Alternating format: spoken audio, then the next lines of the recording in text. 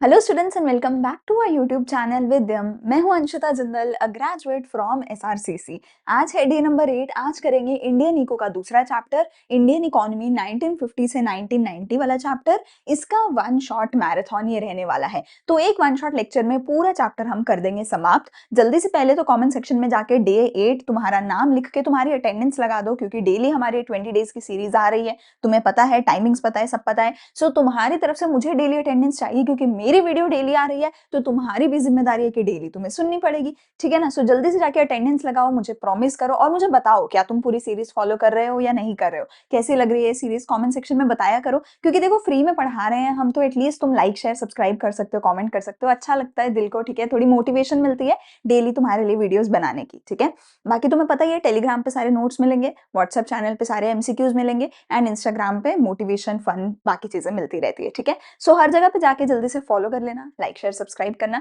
शुरू करते हैं आज का हमारा लेक्चर, इंडियन इकोनॉमी 1950 टू 1990।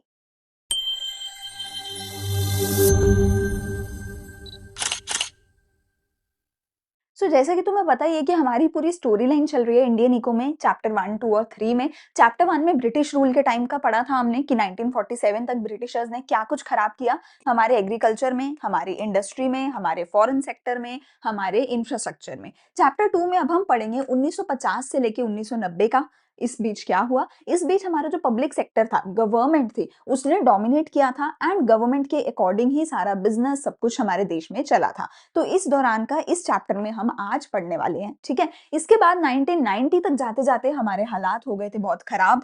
इसकी वजह से 1991 में हमने गवर्नमेंट रूल को पूरी तरीके से खत्म किया था बिजनेस के अंदर, एंड हमने क्या किया था, एंट्री दिलाई थी प्राइवेट सेक्टर को और फॉरेन सेक्टर को। इसीलिए 1991 के बाद हमारा इंडियन बिजनेस लैंडस्केप, इंडिया में इन्वेस्टमेंट, फॉरेन ट्रेड, सब चीज का लैंडस्केप पूरी तरीके से बदल गया था। विच इज वाई 1991 को हमने एक पूरा सेपरेट चैप्टर दिया है पढ़ने के लिए।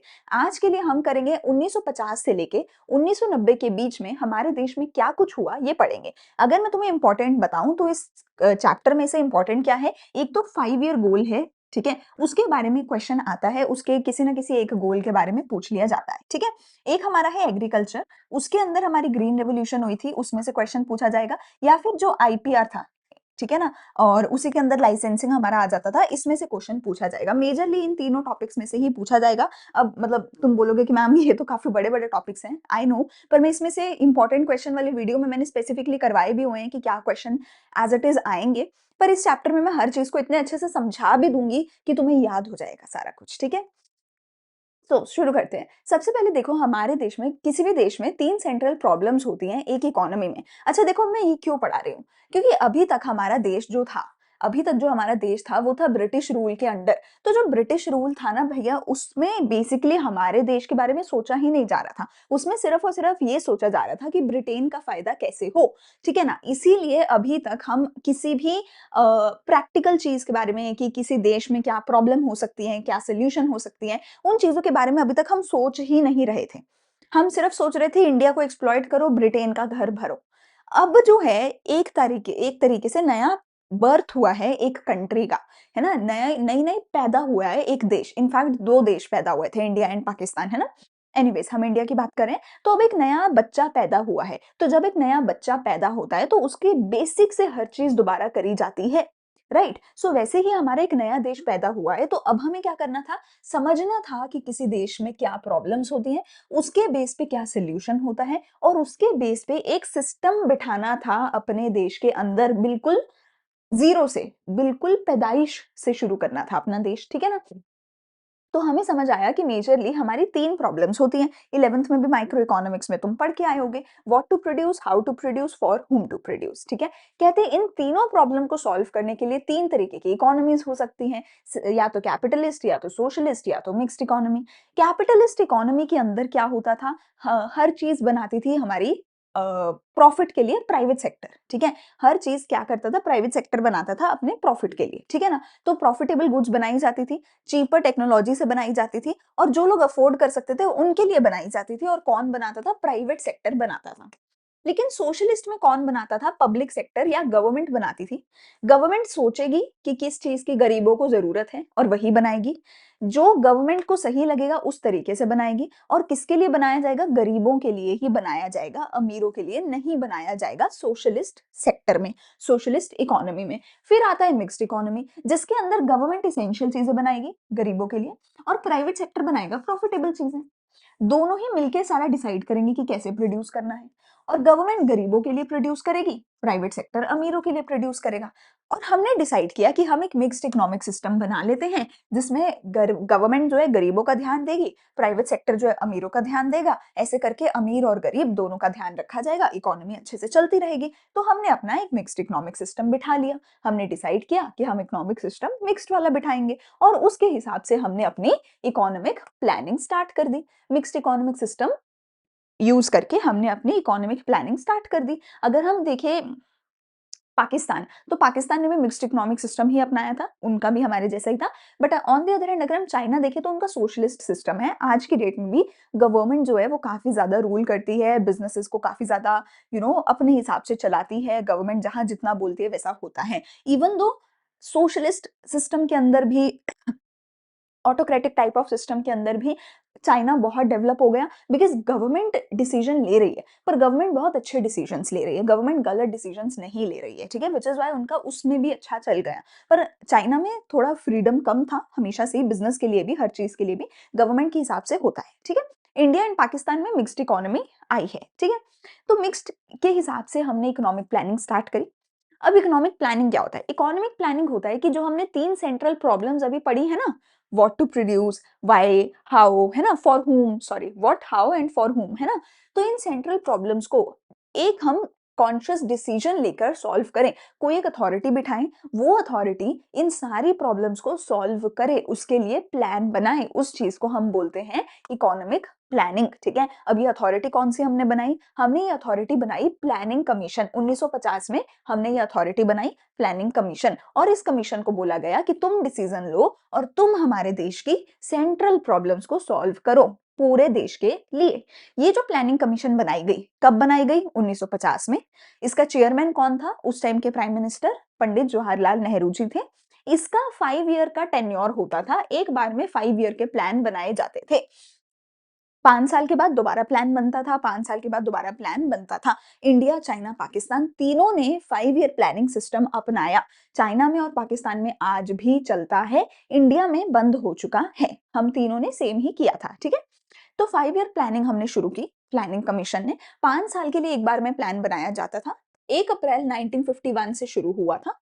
लेकिन फिर हमने लास्ट जो 5 ईयर प्लान आया था, 12th 5 ईयर प्लान आया था 2012 से 2017 में। 2017 में हमने ये प्लानिंग का सिस्टम बंद कर दिया। अब हमारा 5 ईयर प्लान नहीं बनाया जाता है। प्लानिंग कमीशन को रिप्लेस कर दिया गया था नीति आयोग के द्वारा। बेसिकली नाम बदल दिया गया था, मेजर तो यही हुआ था 2015 में, पर 2017 में हमने बंद ही कर दिया था। अब हम 5 ईयर प्लानिंग नहीं करते हैं। ये जो सिस्टम था, इस पूरे सिस्टम का आर्किटेक्ट कौन था? मतलब किसने सजेस्ट किया था कि ऐसा 5 ईयर प्लानिंग करो, ऐसा ऐसा करो, ये गोल्स बनाओ? वो हमें पीसी महालनोबिस जी ने सजेस्ट किया था और इसीलिए उनको बोला जाता है the architect of Indian economic planning, ठीक है। 4 टोटल हमारे गोल्स होते थे 5 ईयर प्लानिंग के अंदर: growth, equity, modernisation, self reliance, जिसको शॉर्ट में क्या बोला गया? जेम्स। तो बेसिकली 5 ईयर प्लानिंग के अंदर हम क्या करते थे? अपने देश के आने वाले 5 सालों का एक प्लान बनाते थे। उस प्लान को टोटल 4 हेड्स के अंदर बनाते थे, ठीक है। और वो क्या होते थे? GEMS।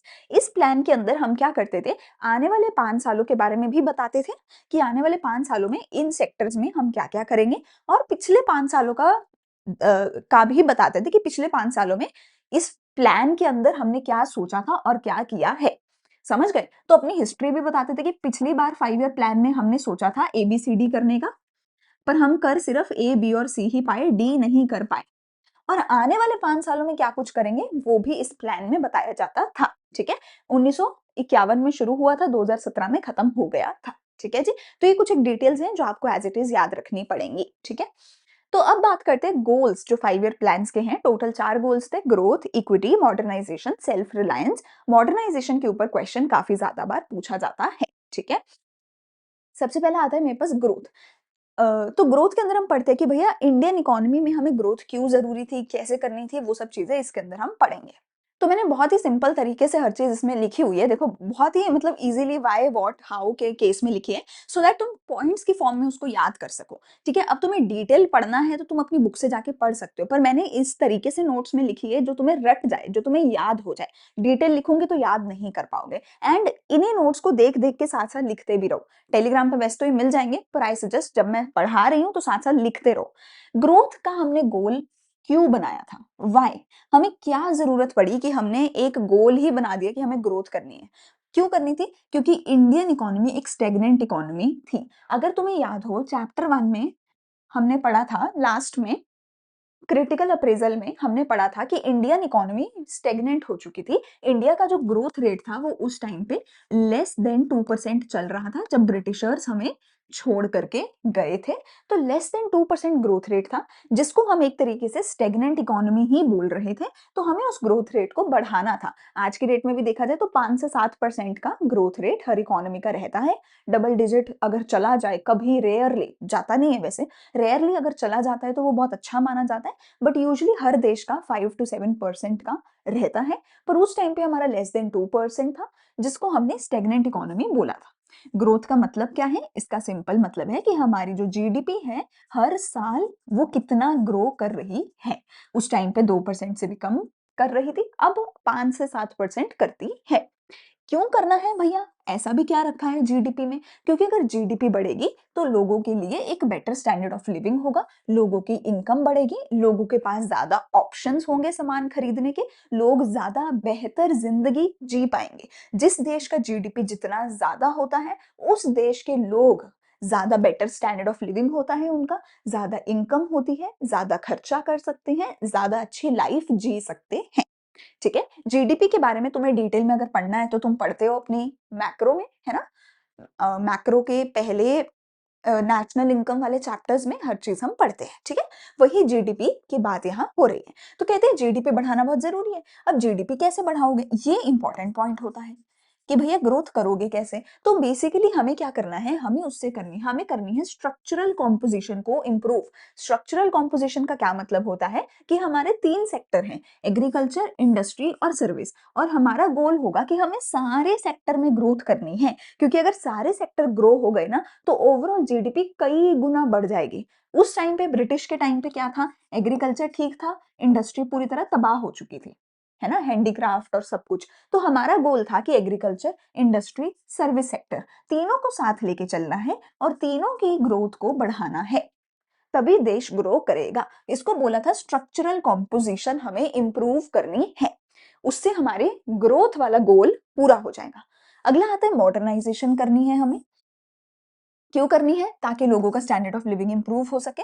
2 पॉइंट्स इसके अंदर आते हैं, मॉडर्नाइजेशन कैसे कर सकते हो? इसके अंदर 2 पॉइंट आते हैं। एक तो नई टेक्नोलॉजी ले लो भैया, हर काम को करने के लिए जैसे फार्मिंग को करने के लिए टेक्नोलॉजी नहीं ले आओ, तो ऑब्वियसली मॉडर्नाइजेशन होगी। दूसरा पॉइंट बहुत इंपॉर्टेंट है कि आप अपने दिमाग को बदलो, अपनी सोच को बदलो। जैसे कि विमेन एंड मेन, आदमी और औरत में फ़र्क करना छोड़ दो, जेंडर एम्पावरमेंट करो, विमेन को भी आगे लेकर आओ, काम करवाओ। तो अपनी दिमाग, अपनी सोच को मॉडर्न करो। सिर्फ मॉडर्न टेक्नीक से कुछ नहीं होगा, एआई लाने से कुछ नहीं होगा। अपनी सोच को भी बदलो, सोच को भी मॉडर्न बनाओ, तो ओवरऑल तुम्हारा देश मॉडर्न बन जाएगा। अगला आया था सेल्फ रिलायंस। तो सेल्फ रिलायंस क्यों ज़रूरी थी? क्योंकि पहले भी जब हम ईस्ट इंडिया कंपनी के ऊपर डिपेंडेंट हुए, तो ईस्ट इंडिया कंपनी हमारे सिर पे ही आके बैठ गई और 200 सालों तक हमारे ऊपर राज करके गई। तो अब हम किसी बाहर वाली कंपनी को अपने ऊपर राज करने नहीं दे सकते। तो हमें क्या करना होगा? फॉरेन डिपेंडेंस को घटाना होगा। पहले हमारा 50% ऑफ ट्रेड सिर्फ और सिर्फ ब्रिटेन के साथ होता था। ये आपने चैप्टर 1 में पढ़ा होगा कि 50% ऑफ ट्रेड सिर्फ ब्रिटेन के साथ होता था और फिर उन्होंने आके हमारे ऊपर राज करना शुरू कर दिया। तो वो फॉरेन डिपेंडेंस हमें घटानी है। और अगर फॉरेन डिपेंडेंस घटाई तो वो हमारी पॉलिटिक्स में इंटरफेयर नहीं करेंगे। आज कोई बाहर वाला इंटरफेयर नहीं कर सकता कि मोदी जी आएंगे या राहुल गांधी आएगा हमारे देश में, है ना? कौन आएगा वो बाहर वाले नहीं डिसाइड कर सकते। हमारी पॉलिटिक्स हमारी है, ठीक है ना? सो फॉरेन डिपेंडेंस को कम करना है। और कैसे करोगे ये? ऑब्वियसली अपने देश में डोमेस्टिक रिसोर्सेज को इंप्रूव करके फॉरेन डिपेंडेंस तुम कम कर दोगे, अपने देश में बनाओ, मेक इन इंडिया करो, तो फॉरेन डिपेंडेंस कम हो जाएगी। लास्ट आया था इक्विटी, जिसका सिंपल मतलब था इक्वालिटी, कि अमीर और गरीब के बीच का फर्क तुम्हें खत्म करना होगा। तुम्हें गरीबों के लिए खाना पानी कपड़ा रोटी मकान सबके लिए इंश्योर करवाना होगा। मेजरली गरीबों को गरीबी से बाहर तुम्हें निकालना होगा। इसी चीज को इक्वालिटी बोला गया। इसी चीज की वजह से जो हमारी सरकार है उसने गरीबों पे फोकस किया, उनको सब्सिडी दिया, फ्री में रोटी पानी दिया, फ्री में काफी कुछ दिया। ठीक है, इक्वालिटी लाने के लिए, अमीर और गरीब के बीच का भेदभाव फर्क कम करने के लिए। सो टोटल 4 गोल हैं हमारे: growth, modernisation, self reliance, equity. ठीक है, इनको अच्छे से याद करना है।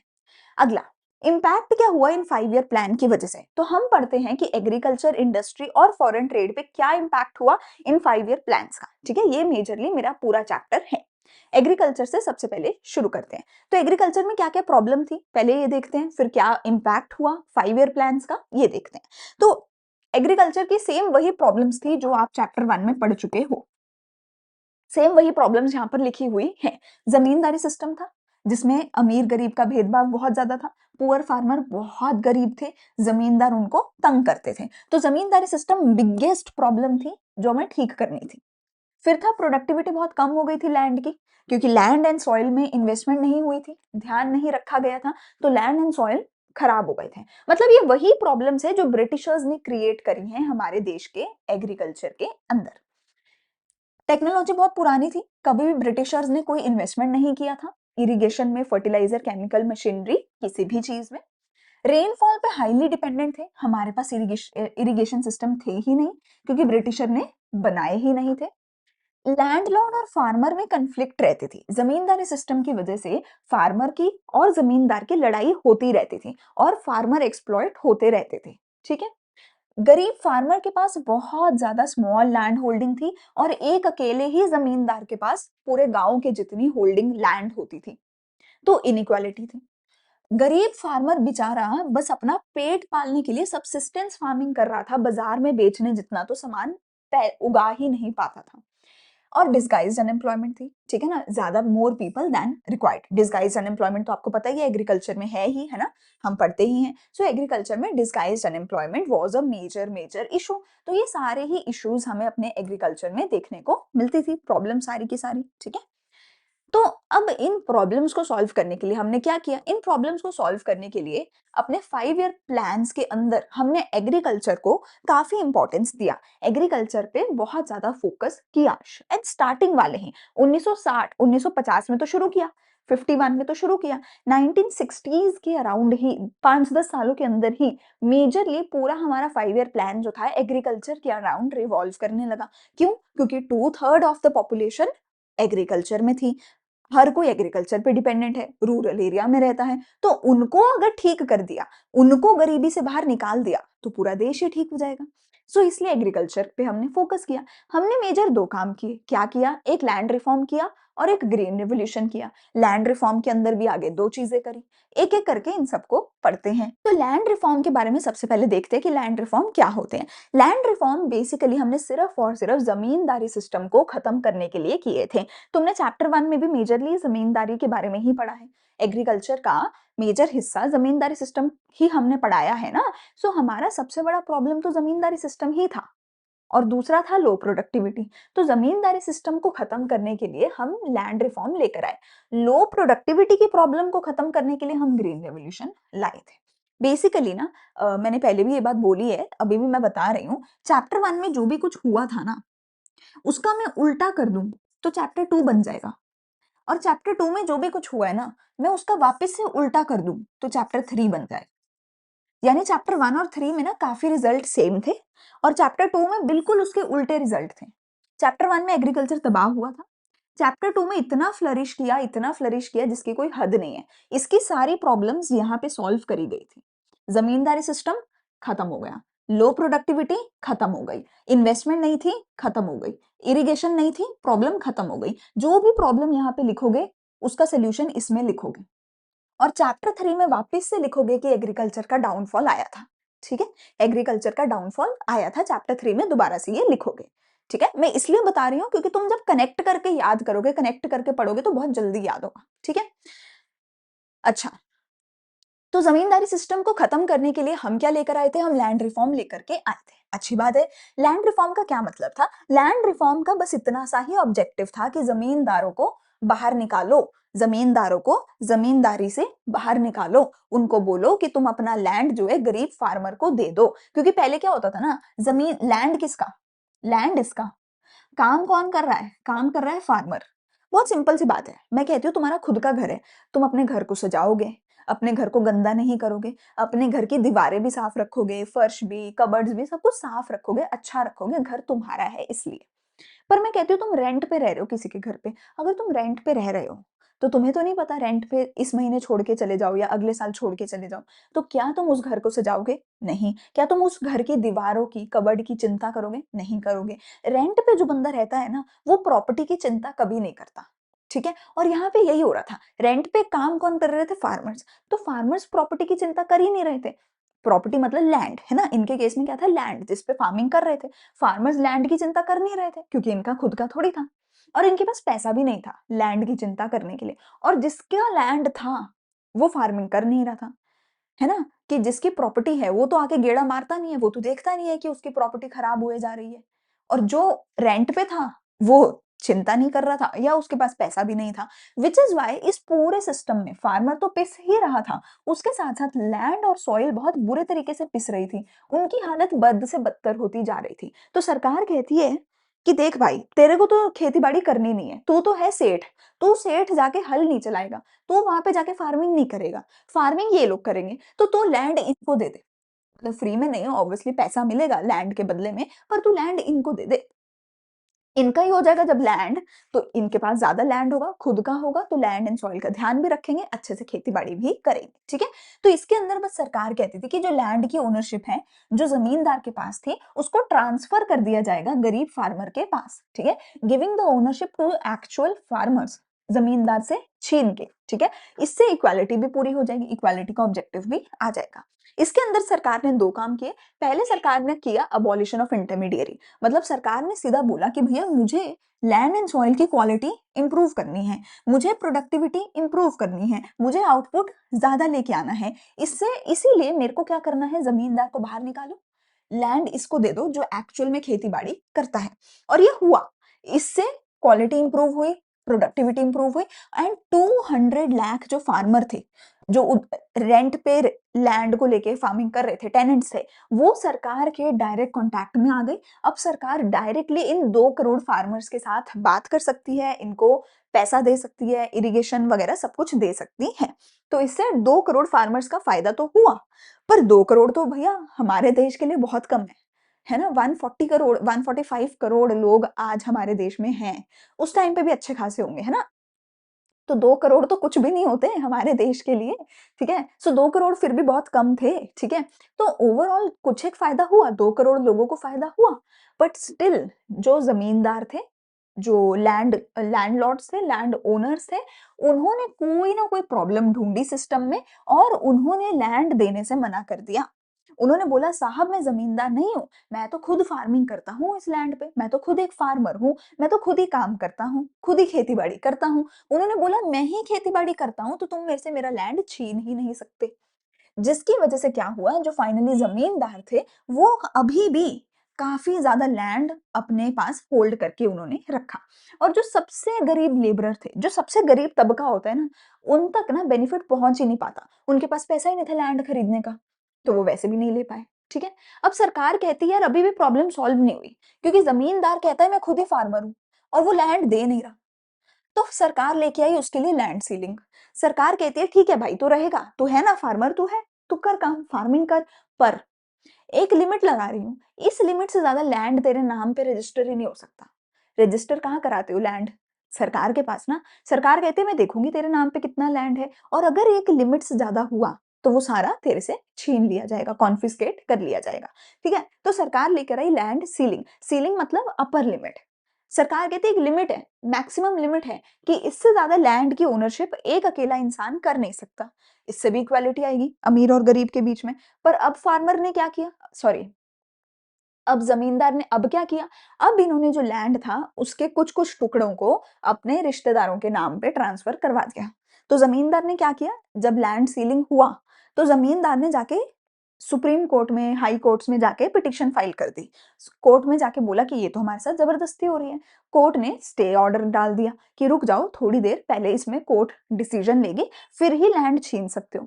तो डिसीजन थोड़ा डिले हो गया। जितने में वो डिसीजन डिले हुआ, उतने में ज़मींदारों ने लैंड को उठा के अपने रिलेटिव्स के नाम पे ट्रांसफ़र करा दिया।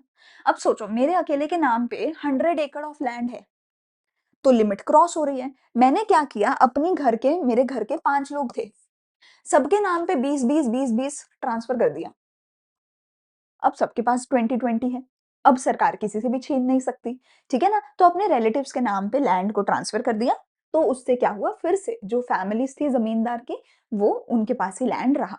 तो ओवरऑल ये समझ आया कि जो लैंड रिफॉर्म्स थे, वो सिर्फ़ केरला में और वेस्ट बंगाल में सक्सेसफुल हुए थे, बाकी के पूरे देश में सक्सेसफुल नहीं हुए थे। तो फिर सरकार लेकर आई हमारी ग्रीन रेवोल्यूशन, दूसरे नंबर पे ग्रीन रेवोल्यूशन लेकर आई। ये काफ़ी ज़्यादा सक्सेसफुल हुई थी। ग्रीन रेवोल्यूशन के अंदर एक सिंपल सा काम किया गया, हम लेकर के आए एचवाईवी सीड्स, जिसको बोला जाता है हाई यील्डिंग वैरायटी सीड्स, या फिर इन्हीं का नाम मिरेकल सीड भी होता है।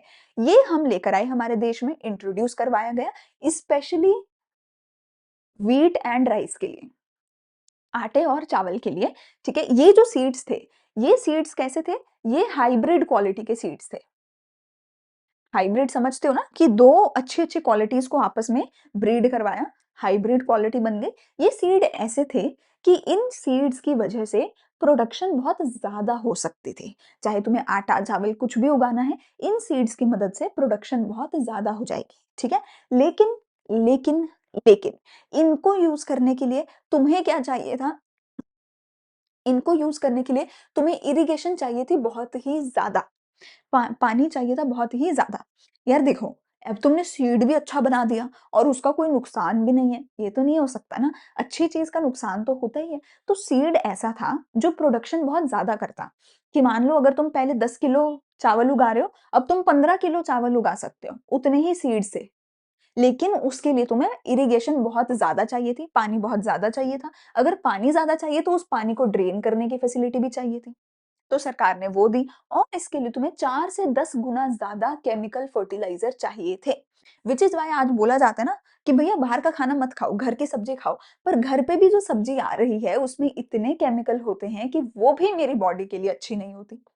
ठीक है? सो 4 से 10 गुना ज़्यादा केमिकल फर्टिलाइज़र उन सीड्स में डाले जाते थे, ठीक है? लेकिन सरकार ने बोला कोई बात नहीं, सरकार ने बोला कोई बात नहीं, मेरे देश के लोग गरीब हैं, भूखे मर रहे हैं, हमारे फेमाइन्स आ रहे हैं, लोगों को खाना नहीं मिल रहा, केमिकल वाला मिलेगा, मिलेगा तो सही, ज़िंदा तो रहोगे, थोड़े बीमार हो जाओगे, ज़िंदा तो रहोगे, वरना तो मर ही जाओगे बिना खाने के। तो सरकार कहती है मैं ग्रीन रेवोल्यूशन लाऊँगी, एचवाईवी सीड्स लाऊँगी, लोगों को रोटी दूँगी। थोड़ी केमिकल वाली मिलेगी पर मिलेगी, भूखा कोई नहीं मरेगा हमारे देश में, तो इसके लिए मैं ग्रीन रेवोल्यूशन लाऊँगी। फिर चाहे मुझे कुछ भी करना पड़े, मैं लेकर लेकर आऊँगी। तो सरकार पहले लेकर आई एचवाईवी सीड्स। एचवाईवी सीड्स की वजह से क्या हुआ, ग्रीन रेवोल्यूशन आने वाली थी। हमारा इसके अंदर हमारा गोल क्या था गवर्नमेंट का? गवर्नमेंट का गोल क्या था? To permanently block stagnation in agriculture and to increase the productivity, ठीक है? ये गवर्नमेंट का गोल था। इसके अंदर गवर्नमेंट ने क्या किया? पहले फार्मर्स को दिए एचवाईवी सीड्स, फिर फार्मर्स को पूरे इरिगेशन सिस्टम भी बना के दिए, फार्मर को ड्रेनेज सिस्टम भी बना के दिए, फार्मर को केमिकल फर्टिलाइजर भी दिए, फार्मर को सारा कुछ दिया, और ये सारा कुछ दिया बहुत ही सस्ते रेट पे, सब्सिडीज के साथ दिया, ठीक है? अच्छा, इसमें कुछ एक चीजें आपको याद करनी है। क्या याद करना है? ग्रीन रेवोल्यूशन के फादर कौन थे? डॉक्टर नॉरमैन, जो कि अमेरिकन साइंटिस्ट थे। भारत में कौन लेकर आया था? एमएस स्वामीनाथन लेकर के आए थे। इंडिया में कब इंट्रोड्यूस हुआ था? 66 में इंट्रोड्यूस हुआ था ग्रीन रेवोल्यूशन। इंडिया में इफेक्ट क्या आया था? एक ही साल के अंदर 28% से हमारी प्रोडक्शन बढ़ गई थी। तो 66 में इंडिया में एमएस स्वामीनाथन लेकर आए थे एचवाईवी सीड्स, और एक ही साल के अंदर 28% से हमारी प्रोडक्शन कैपेसिटी बढ़ गई थी, ठीक है? अब इसको हमने 2 फेजेस में इंप्लीमेंट किया। पहले फेज में मिड 1960 से मिड 1970, कब आया था? 1966 में आया था ना? तो मतलब ऑलमोस्ट पहले 10 साल, 1976 तक ऑलमोस्ट, है ना? सरकार ने सबसे पहले इसको इंप्लीमेंट किया था पंजाब में, एपी में एंड तमिलनाडु में, ठीक है? और फिर उसके बाद पहले 10 सालों में पता चला कि भाई ये तो मिरेकल हो गया, ये तो बहुत अच्छी चीज़ है, ये तो हमारी एग्रीकल्चर को बहुत बढ़ावा दे रही है, अच्छी है, इसमें कोई रिस्क नहीं है। तो फिर अगले फेज़ में हमने पूरे देश में जो है इसको इम्प्लीमेंट किया अगले 10 सालों के अंदर, ठीक है? तो 2 फेज़ेज़ में करी गई थी। ये 2 फेज़ेज़ में क्यों करी थी? क्योंकि हमारे को रिस्क था कि भैया पेस्ट का अटैक हो सकता है, कीड़ा लग सकता है फसल को, पूरी ही फसल खराब हो जाए, है ना? 10 किलो से 15 किलो पे जाने के चक्कर में वो 10 किलो भी खराब हो गया, तुम ज़ीरो पे आ गए, तो रिस्क तो था, ठीक है ना? और रिस्क ये भी था कि इनकम इनइक्वालिटी हो जाएगी, क्यों? क्योंकि जो अमीर है वो और अमीर हो जाए, गरीब और गरीब हो जाए, क्योंकि सरकार तो दे रही है सब्सिडी। अब वो सब्सिडी गरीबों तक पहुँचे ना, अमीर को मिलती रहे, तो अमीर और गरीब का भेदभाव बढ़ जाए, तो ये रिस्क था। इसीलिए सरकार ने 2 फेजेज़ में इम्प्लीमेंट किया था। डर-डर के इसीलिए सरकार ने इम्प्लीमेंट किया था, ठीक है ना? पर ये रिस्क जो है वो सच नहीं हुए। सरकार ने अच्छे से सारा काम किया, अच्छे से इम्प्लीमेंटेशन किया, ये रिस्क जो है वो ट्रू नहीं हुए, ठीक है जी? अच्छा जी, मेरिट्स क्या हुए? इससे बहुत एक्स्ट्रा फसल पैदा होने लगी, जो बाज़ार में भी बेच सकते हो तुम। पहले क्या थी? सब्सिस्टेंस फार्मिंग कि बस अपने ज़िंदा रहने का खाना। अब क्या है? बाज़ार में बेच भी सकते हो। अब क्या बना? बफर स्टॉक बन गया। सरकार ने बहुत सारा स्टॉक बना के रख दिया कि कल को कभी भी भूखमरी हुई, कोविड जैसा सिचुएशन आया, कभी भी फेमाइन आया, तो गवर्नमेंट अपने वेयर हाउस से निकाल के गरीबों में राशन बाँट देगी, ठीक है? एंड गरीबों का ऑब्वियसली इससे फ़ायदा हुआ था, ठीक है? अगला अगला कुछ एक अब एग्रीकल्चर के अंदर जो हम सब्सिडीज़ देते हैं, इसमें अब कुछ एक डिबेट है। इनफैक्ट ये अभी भी चलती ही रहती है ना? अभी भी तुमने देखा था जो फार्मर्स की प्रोटेस्ट हुई थी दिल्ली बॉर्डर पे कुछ साल पहले, है ना? तो वो दिल्ली बॉर्डर पे जो प्रोटेस्ट हुई थी, वो सिर्फ़ और सिर्फ़ सब्सिडी के लिए हुई थी। सिर्फ़ सब्सिडी की लड़ाई थी मेजरली मेजरली सब्सिडी की ही लड़ाई थी। तो सब्सिडी की डिबेट तो हमेशा से चलती आई है। कुछ लोग कहते हैं देनी चाहिए सब्सिडी, कुछ लोग कहते हैं नहीं देनी चाहिए। सब्सिडी का मतलब क्या होता है कि तुम्हें केमिकल फर्टिलाइज़र वगैरह सस्ते रेट पे मिलेंगे या और सरकार क्या करती है तुमसे तुम्हारी फसल एक अच्छे रेट पे खरीद लेती है, एमएसपी के रेट पे खरीद लेती है ना? तो सरकार गरीबों को सस्ते में या फ्री में कुछ चीज़ें देती है, उसको सब्सिडी बोला जाता है। कुछ लोग कहते हैं सब्सिडी देनी चाहिए, कुछ लोग कहते हैं नहीं देनी चाहिए। देखते हैं। जो लोग कहते हैं देनी चाहिए, वो क्या कहते हैं कि इससे गरीबों की हालत इम्प्रूव होगी, ठीक है? इससे फार्मर बिना डरे एचवाईवी सीड को अडॉप्ट कर लेगा, क्योंकि फार्मर को भी डर है ना कि भैया मेरी पूरी ही फसल खराब हो गई तो सरकार कहती है मैं सब कुछ दे रही हूँ ना, तुझे बस उगाना है। तो फार्मर मान जाएगा जब सरकार फ्री में देगी, लोकल इकोनॉमी बूस्ट होगी, गरीब फार्मर को सपोर्ट मिलेगी और ऑब्वियसली फूड अवेलेबिलिटी बढ़ेगी। जब ग्रीन रेवोल्यूशन आया, तो बफर स्टॉक हुआ ना, इतना प्रोडक्शन हुआ ना, तो फूड अवेलेबिलिटी बढ़ी उसकी वजह से। पर कुछ लोग कहते हैं नहीं देनी चाहिए, क्यों? क्योंकि जो चीज़ मुफ्त में मिलेगी ना, उसकी तुम्हें कदर ही नहीं होगी। अगर तुम्हें मुफ्त में बिजली मिलेगी ना, तुम पंखा, लाइट सब चलता रहने दोगे। अगर तुम्हें पता है कि अरे! बिजली का पैसा मेरी जेब से जा रहा है, तो जैसे ही उठोगे पंखा बंद करके जाओगे, लाइट बंद करके जाओगे, है ना? तो अगर फ्री में मिल रही है तो वेस्ट करोगे, ठीक है? इससे डिमांड सप्लाई डिस्टॉर्शन होगा, क्योंकि जब फ्री में मिल रहा है, तुम बहुत सारा उगाओगे बाज़ार में जाके, सप्लाई करोगे। अगर सप्लाई बहुत ज़्यादा हो गई तो क्या होता है? प्राइस गिरने लग जाता है। तो कहते हैं इससे उल्टा जो फार्मर है, फार्मर को ही इससे सही प्राइस नहीं मिलेगा, क्योंकि वो सप्लाई बहुत ज़्यादा कर देंगे, ठीक है ना? तो फार्मर जो है, उसको सही प्राइस नहीं मिलेगा और फार्मर ऐसी क्रॉप नहीं उगाएगा जो उस रीजन के लिए सही है। जैसे कि अ, कई बार जैसे क्या होता है राइस है उसको पानी बहुत ज़्यादा चाहिए होता है। कुछ एरियाज़ में पानी ज़्यादा है ही नहीं। तो जहाँ पे पानी ज़्यादा नहीं है, वहाँ पे राइस नहीं उगाना चाहिए। पर फार्मर को तो सब्सिडी मिली हुई है, फार्मर को तो फ्री में पानी मिल रहा है, फार्मर को तो फ्री में राइस के सीड मिल रहे हैं, फ्री में सब कुछ मिल रहा है। तो फार्मर कहता है मुझे क्या लेना-देना कि मेरी धरती में कितना पानी है, मुझे फ्री में मिल रहा है, मैं चलाऊँगा। तो कई बार जो जिस रीजन में क्रॉप नहीं उगानी चाहिए, वहाँ उगाई जाती है क्योंकि फार्मर को सब कुछ फ्री में मिल रहा है। तो बेसिकली वेस्टेज होती है, ठीक है? अगर फ्री में देते हो। तो ये डिबेट है in the favour and against the subsidies. यहाँ पे मेरा एग्रीकल्चर का टॉपिक खत्म होता है, ठीक है? एक कंक्लूजन क्या है कि ज़मींदारी सिस्टम खत्म हुआ, प्रोडक्टिविटी बढ़ी, हम सेल्फ सफिशिएंट बने फूड प्रोडक्शन में, एग्रीकल्चर का जीडीपी में शेयर जो है वो थोड़ा-सा डिक्लाइन हुआ, बट 65% पॉपुलेशन जो है वो अभी भी डिपेंडेंट थी एग्रीकल्चर पे क्योंकि पॉलिसीज का फेलियर हुआ था। देखो, पहले 3 पॉइंट तो समझ आ ही गए। शेयर ऑफ एग्रीकल्चर क्यों डिक्लाइन हुआ था? ये डिक्लाइन इसलिए हुआ था क्योंकि हमारा जो इंडस्ट्री था वो भी बड़ा था और हमारा जो सर्विस सेक्टर था वो भी बड़ा था और एग्रीकल्चर का इस वजह से डिक्लाइन आया था, ठीक है? ब्रिटिशर्स के टाइम पे क्या था? इंडस्ट्री का तो शेयर ही नहीं था जीडीपी में, है ना? इंडस्ट्री तो तबाह हो गई थी। अब इंडस्ट्री इंप्रूव हो रही थी। तो ओवरऑल जीडीपी में इंडस्ट्री का शेयर बढ़ रहा था, इसीलिए एग्रीकल्चर का थोड़ा डिक्लाइन हुआ था। पर अभी भी 65% पॉपुलेशन एग्रीकल्चर पे डिपेंडेंट थी, क्योंकि पॉलिसी फेल हुई थी। ग्रीन रेवोल्यूशन अच्छा चला, पर land ceiling, abolition of intermediary वो बहुत फेल हुआ था। सिर्फ केरला और वेस्ट बंगाल में काम किया था। ठीक है, तो यहाँ पे एग्रीकल्चर तो हो गया खत्म। अब बात करते हैं इंडस्ट्रियल डेवलपमेंट की। ठीक है जी, समझ आ रही है सारी चीज, है ना, अच्छे से मजा आ रही है। इंडस्ट्रियल डेवलपमेंट में हमने क्या किया, इंडस्ट्रियल डेवलपमेंट क्यों करनी है, इससे पर कैपिटा इनकम बढ़ेगी, लोगों को ज्यादा पैसा मिलेगा, ज्यादा एम्प्लॉयमेंट मिलेगी, बाहर से ज्यादा इन्वेस्टमेंट आएगी, ज्यादा पैसा आएगा बाहर से। ठीक है, हमारा इंफ्रास्ट्रक्चर डेवलप होगा, लोगों का स्टैंडर्ड ऑफ लिविंग डेवलप होगा, और हम मॉडर्न बनेंगे एंड ओवरऑल प्रॉस्पेरिटी आएगी, गरीबी खत्म होती जाएगी अगर हम इंडस्ट्रीज को डेवलप करेंगे तो। अच्छा जी, कैसे कर सकते हैं डेवलप, पब्लिक सेक्टर के रोल को बढ़ाने की जरूरत थी इंडस्ट्री को डेवलप करने के लिए। क्यों बढ़ाना है मैम पब्लिक सेक्टर का रोल, ऐसा क्या किया पब्लिक सेक्टर ने, बेटा उस टाइम पे प्रॉब्लम क्या थी ना, देखो बहुत सिंपल बात है, अगर तुम्हें बिजनेस करना है तो बिजनेस के लिए तुम्हें चाहिए बहुत सारा मोटा इन्वेस्टमेंट, बहुत सारा मोटा पैसा, है ना, और वो पैसा अगर तुम नहीं लगाओगे तो बिजनेस नहीं कर पाओगे।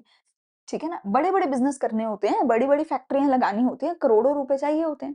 अब वो अगर पैसा नहीं लगाओगे तो फैक्ट्री नहीं बना पाओगे।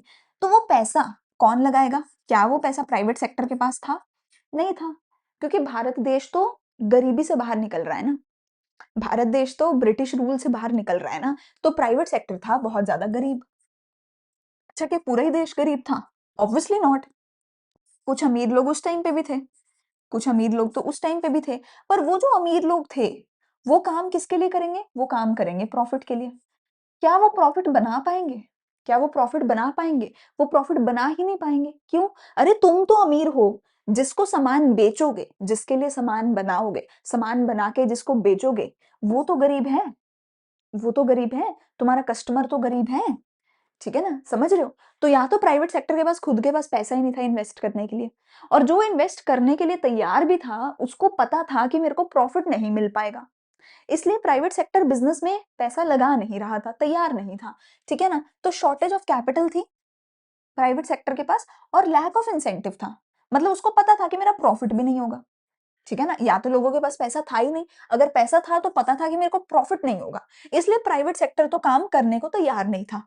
सरकार काम करने को तैयार थी, क्यों, क्योंकि सरकार के पास मोटा पैसा भी है, सरकार के पास तो पैसा भी है, और सरकार जो है प्रॉफिट के लिए काम भी नहीं करती, वो काम भी गरीबों के लिए करती है, सोशल वेलफेयर के लिए करती है। तो इसलिए गवर्नमेंट ने काम करना शुरू किया इंडस्ट्री के अंदर, और प्राइवेट सेक्टर को लात मार के बाहर निकाल दिया कि तुम बिजनेस नहीं कर सकते।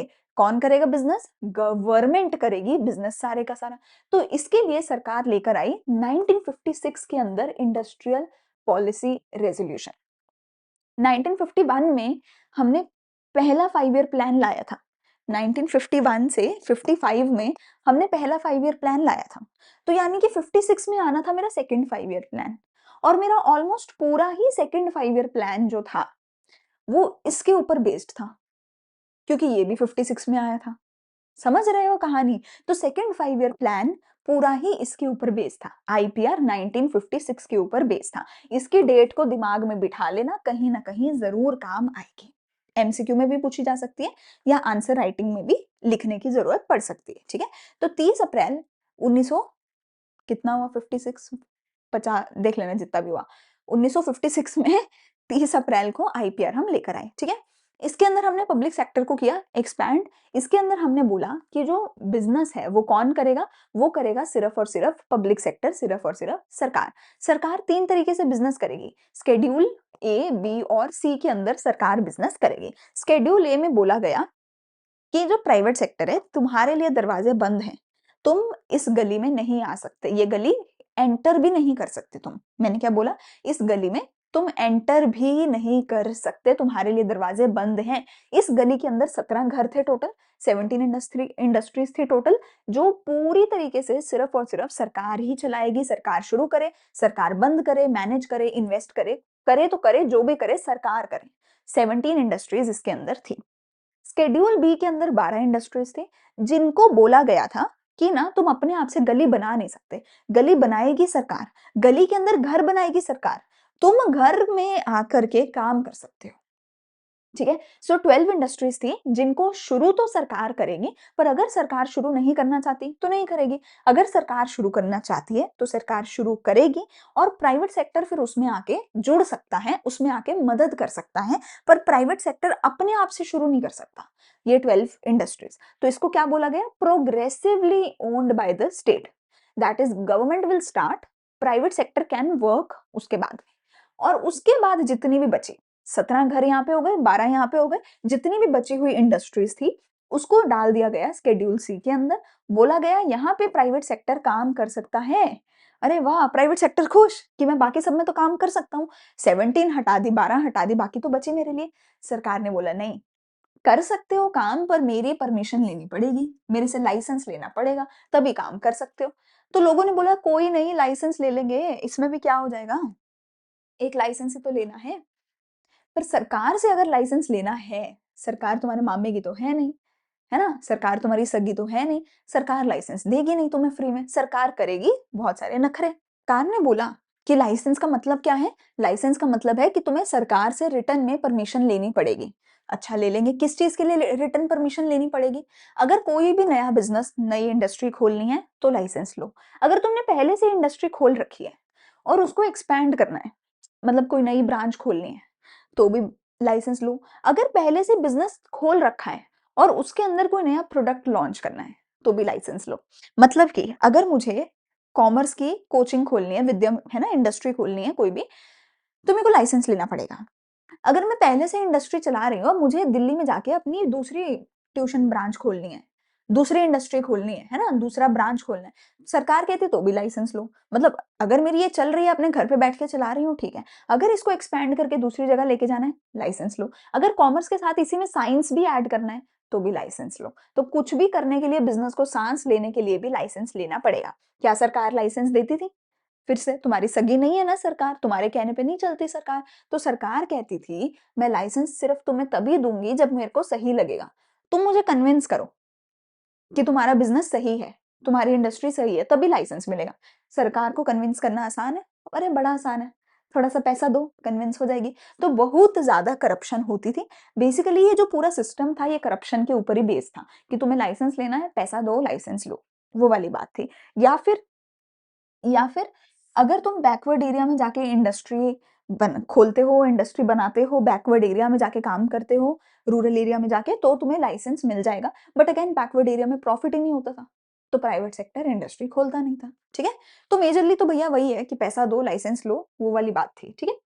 दूसरा सरकार इसके अंदर लेकर आई स्मॉल स्केल इंडस्ट्रीज के लिए रिजर्वेशन। सरकार ने क्या किया कि भैया जो स्मॉल स्केल इंडस्ट्रीज है ना, इनके लिए ना रिजर्वेशन कर दो कि इनके जो प्रोडक्ट हैं वो मार्केट में रिजर्वेशन कर दो और मार्केट में कंसेशनल रेट्स पे इनके प्रोडक्ट सरकार बेचेगी, ठीक है? सेकेंड लार्जेस्ट एम्प्लॉयर है एसएसआई हमारे देश में।